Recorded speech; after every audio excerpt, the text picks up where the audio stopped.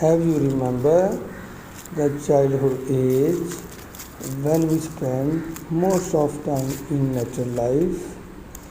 The question is what we are doing nowadays.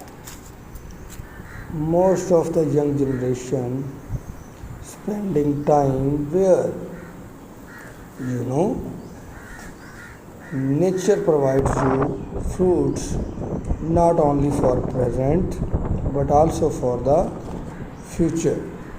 Unfortunately, we don't have time, and that's the reason we are not satisfied in our life.